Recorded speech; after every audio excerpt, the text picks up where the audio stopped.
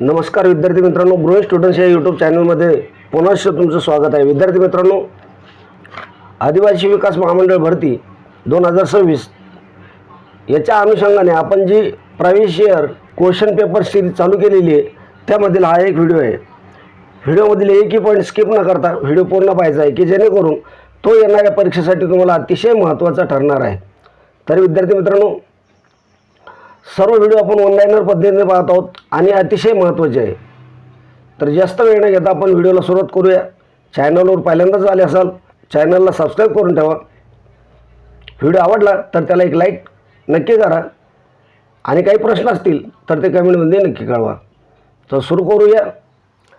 उत्तर प्रदेशमधील जमाती. आता उत्तर प्रदेशमध्ये कोणकोणत्या जमाती आढळतात असा प्रश्न तुम्हाला येईल. तर उत्तर प्रदेशामधील कोणकोणत्या जमाती आहेत? थारू आहे, बुक्सा आहे,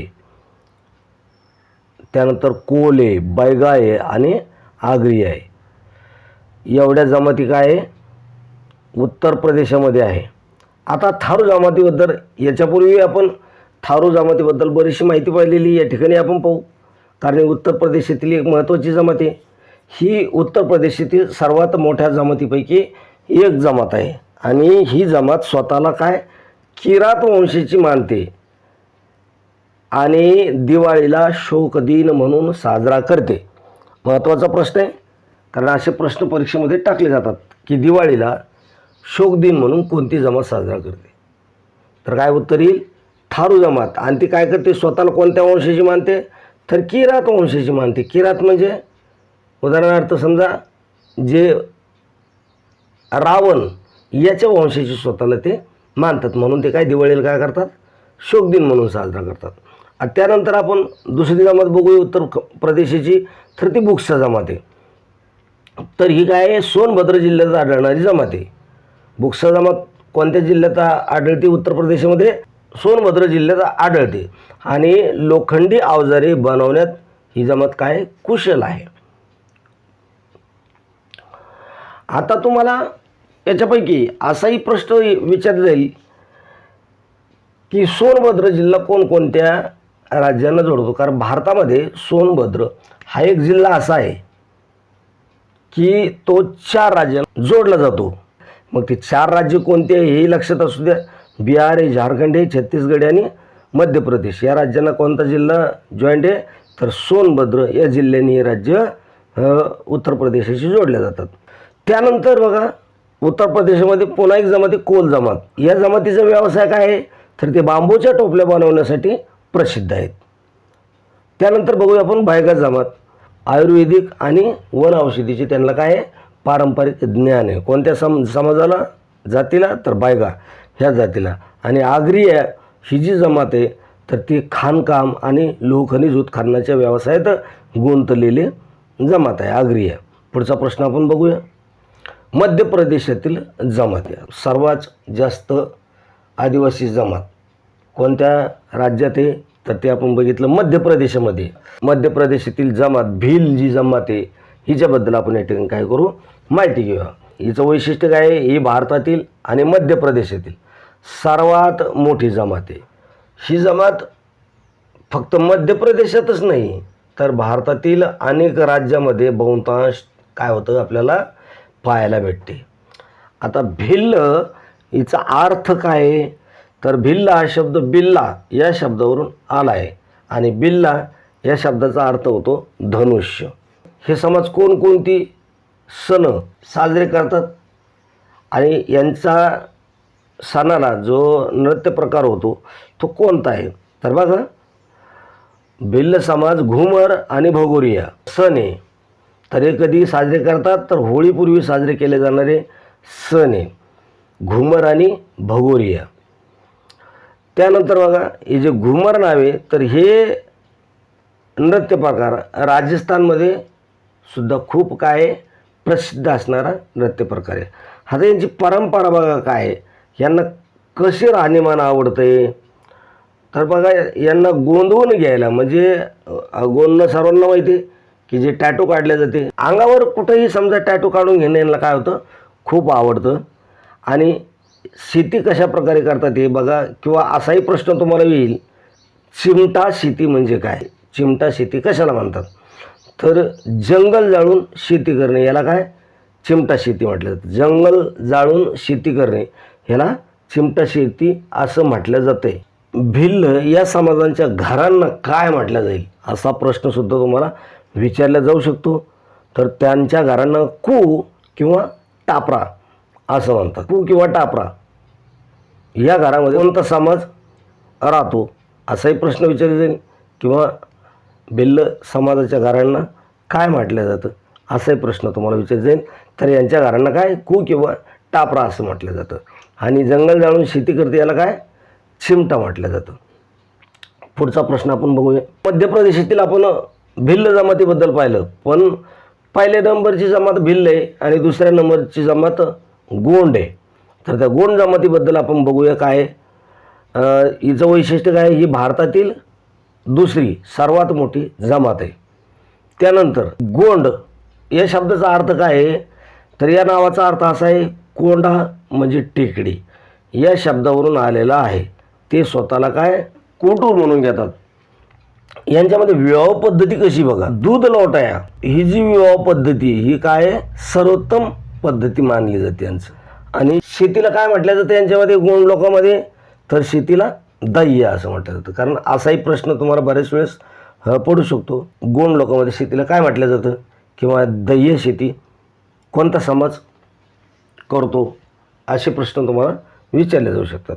तर यांच्यामध्ये विवाहाचा प्रकार कोणता आहे, तर दूध लोटाया आणि शेतीला काय म्हटलं जातं, तर दह्य म्हटलं जातं. पुढचा प्रश्न आपण बघूया. मध्य प्रदेशामधल्या दोन जमाती आपण पाहिल्या, भिल्ल नंबर 1ची, नंबर 2ची गोंड. आता इतर जमाती बघा काय काय आहे.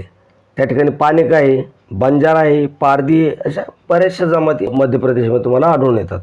आता बघा पानिका ही जी जमात आहे तर हे लोक कबीरपंथी आहेत आणि ते स्वतःला काय कबीराचे अनुयायी मानतात. त्यानंतर बंजारा आहे, तर बंजारा एक भटकी जमात आहे. कांगव्याचा वापर करणारे ते पहिले असं मानलं जातं. किंवा असा प्रश्न तुम्हाला विचारला जाईल की सर्वात प्रथम कोणत्या जमातीने कंगव्याचा वापर केलेला आहे, तर ती जमात आहे बंजारा. ही भटकी जमात आहे आणि कंगव्याचा वापर करणारे ते पहिले असे होते असं मानलं जातं.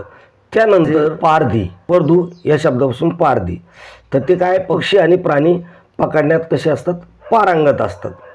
पुढचा प्रश्न आपण बघूया. छत्तीसगडमधील जमाती बघूया आपण.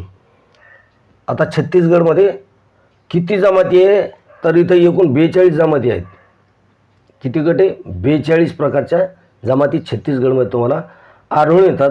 त्यापैकी गोंड ही सर्वात मोठी जमात आहे. त्यानंतर गोंडच्या नंतर कोरबा आहे, हलवा आहे, म्हणजे अशा बऱ्याचशा जमाती छत्तीसगडमध्ये तुम्हाला आढळल्या जातात. परंतु आपण ज्या प्रमुख आहे की ज्या परीक्षेला येऊ शकतात अशा जमातीबद्दल थोडी थोडी माहिती आपण घेऊया. आता कोरबाची जमात आहे ही काय आहे, या कोरबा जमातीची स्वतःची पंचायत आहे आणि त्या पंचायतीला काय म्हटलं जातं, तर मायरी असं म्हटलं जातं. मायरी महत्त्वाचा पॉईंट आहे. कोरबा या जमातीची काय स्वतःची पंचायत आहे, त्या पंचायतीला मायरी असं म्हटलं जातं. आणि हे लोक काय कर्मा हा जो सण आहे तर त्याला स्वतःचा मुख्य सण असा मानला जातो. कोरबा जमातीचा मुख्य सण कोणता आहे असाही प्रश्न तुम्हाला विचारला जाऊ शकतो, तर तो म्हणजे कर्मा. आता जी हलवा जमात आहे त्यांच्या नांगरणीच्या कौशल्यामुळे त्यांना हे नाव मिळालेलं आहे. कारण ही जमात काय कुशल शेतकरी आहे. हल हिंदीमध्ये आपण हल म्हणजे वखर आणणे, वखर आहे ना, तर त्यांच्या नांगरणीच्या कौशल्यामुळे म्हणजे हल चालवण्याच्या कौशल्यामुळे त्यांना काय हे नाव मिळालेलं आहे. आणि ते कसे आहेत, तर कुशल शेतकरी आहेत हलवा जमात. त्यानंतर पुढची जमात आपण बघूया, खैरवार जमात आहे. महत्त्वाची या जमातीवर सुद्धा प्रश्न पडतात. तर ही जी खैरवार जमात आहे तर ही काय कथ्था याचा व्यवसाय करण्यात असल्यामुळे त्यांना काय काथवार म्हणून सुद्धा ओळखले जाते. असाही प्रश्न येईल की काथवार जमात कशाचा व्यवसाय करते, की कथा व्यवसाय करणारी कोणती जमात आहे, असे प्रश्न तुम्हाला म्हणून आपण काय पॉईंट त्या ठिकाणी टाकून दिलेले. पुढचा प्रश्न आपण बघूया. राजस्थानमध्ये कोणत्या प्रकारच्या जमाती तुम्हाला आढळल्या जातील, तर महत्त्वाची जमात आहे राजस्थानमधील मीना. आता मीना या जमातीबद्दल आपण माहिती बघूया. हिचं वैशिष्ट्य काय आहे, तर राजस्थानातील दुसरी सर्वात मोठी आणि सर्वात विकसित जमात जी आहे ती आहे मीना जमात. आता ह्या मीना जमातीचे जे पूर्वज आहे ते सिंधू संस्कृतीचे रहिवासी मानले जातात आणि माला जुझार या दैवताची ते काय करतात, पूजा करतात. मग यांना मीना का म्हटलं जातं, तर मीना हा शब्द मीन म्हणजे मीन मासा या शब्दावरून आलेला आहे, म्हणून त्यांना मीना असं संबोधलं जातं. आणि भूज देवता ही काय, ह्या मीना समाजाची कुलदैवता आहे. सण कोणता आहे, माला जुझार. आणि राजस्थानातील काय आहे, दुसरी सर्वात मोठी आणि सर्वात विकसित ही काय जमात आहे. पुढचा प्रश्न आपण बघूया. इतर जमाती बघूया. आता राजस्थानामध्ये मीनाच्या ऐवजी अजून कोणकोणत्या जमाती राहतात, तर त्या ठिकाणी गर्शिया तुम्हाला आढळेल, सारी आढळेल, सांस ही सुद्धा जमात त्या ठिकाणी तुम्हाला आढळेल.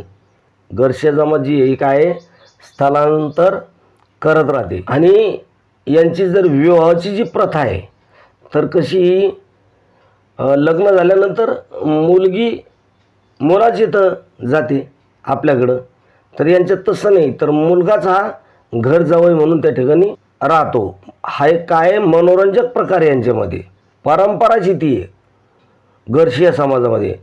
आणि यांच्या अंत्यविधीच्या जेवणाला कंदिया असं म्हटलं जातं. महत्त्वाचं आहे. या गर्शिया समाजाबद्दल आपण मागच्या प्रश्नपत्रिकेमध्ये प्रश्नसुद्धा टाकलेला आहे की नाच आणि गायन करून उदरनिर्वाह करणारा समाज म्हणून यांनासुद्धा ओळखलं जातं, म्हणजेच स्थलांतरित समाज आहे. त्यानंतर दुसरा समाज सहारिया ही जी जमात ही काय आहे राजस्थानातील कशी आहे सर्वात लाजाळू जमात आहे आणि ते कधीही भीक मागत नाहीत. त्याच्यानंतरची जमात आहे सांस, ही एक काय प्रमुख जमात आहे. सांस ही एक राजस्थानामध्ये काय प्रमुख जमात आहे. पुढचा प्रश्न आपण बघूया. आता बघूया झारखंड मधील जमाती. सर्वात महत्त्वाची जमात कोणती आहे, तर संथाळ. भारतातील तिसरी सर्वात मोठी अनुसूचित जमात. आता तुम्हाला सर्वात पहिली विचारली तर तुम्ही भिल्ल सांगणार, सर्वात दुसरी विचारली तर गोंड सांगणार, आणि तिसऱ्या प्रकारमध्ये असणारी जर जमात तुम्हाला विचारली तर कोणती आहे, संथाळे. तिसऱ्या क्रमांकाची सर्वात मोठी अनुसूचित जमात आहे संथाळ. आता या संथाळची स्वतःची लिपी आहे आणि जिला काय ओल चिकी नावाची लिपी म्हटलं जातं. ओल चिकी लिपी कोण वापरतं असाही प्रश्न येईल, किंवा संथाळ समाज ज्या लिपीचा वापर करतो तिला कोणती लिपी असं म्हटलं जाईल, तर ती आहे ओल चिकी लिपी. आणि हिचा शोध कोणी लावलेला आहे किंवा ही ओल चिकी लिपी विकसित कोणी केलेली आहे, तर त्यांचं नाव आहे पंडित रघुनाथ मुर्मू यांनी काय ओल चिकी लिपी विकसित केलेली आहे. आता बघा हे जे संथाळ समाज आहे तर यांचं नृत्याला काय म्हटलं जातं, तर झिका दसेन. यांच्या नृत्याला काय म्हटलं जातं, झिका दसेन. आणि यांच्यामध्ये प्रचलित पद्धत विवाहाची तर त्याला भोपाल असं म्हटलं जातं. यांची भाषा जर म्हणलं तर संथाळी भाषा आहे.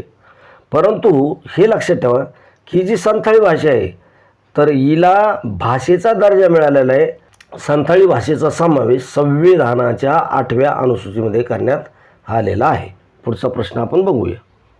तर विद्यार्थी मित्रांनो, आपण अशाच प्रकारच्या प्रत्येक राज्यामधील काही निवडक जमाती आपण पाहणार की ज्यावर परीक्षेमध्ये प्रश्न विचारले जाऊ शकतात. तर भारतामध्ये जेवढी बी राज्ये प्रत्येक राज्यामध्ये आदिवासी समाज कोणकोणते समाज त्या ठिकाणी वास्तव्य करतात, किती प्रकारामध्ये करतात, त्यांच्या उत्सव कोणते सण साजरे करतात, विवाह पद्धती कशा आहे, त्यांची उपजीविकासाठी ते कोणता व्यवसाय करतात, याबद्दल आपण सखोल माहिती आपल्या व्हिडिओ सिरीजमध्ये पाहणार आहोत. आजच्या व्हिडिओमध्ये आपण याच ठिकाणी थांबूया. याच्यानंतर जे राहिलेले राज्ये किंवा केंद्रशासित प्रदेश यावर सखोल माहिती आपण येणाऱ्या व्हिडिओमध्ये बघूया. व्हिडिओ आवडला असेल तर त्याला लाईक नक्की करा. चॅनलवर पहिल्यांदाच आले असेल तर चॅनलला सबस्क्राईब करून ठेवा. व्हिडिओ आपल्या दोस्त मित्रामध्ये शेअर करत चला. किती प्रश्नाचे उत्तर तुम्हाला देता आले हे कमेंटमध्ये नक्की कळवत चला. आजच्या प्रश्नपत्रिकेत आपण याच ठिकाणी थांबूया. भेटू उद्याच्या अशीच महत्त्वाची प्रश्नपत्रिका घेऊन. तोपर्यंत जय हिंद, जय महाराष्ट्र. धन्यवाद मित्रांनो.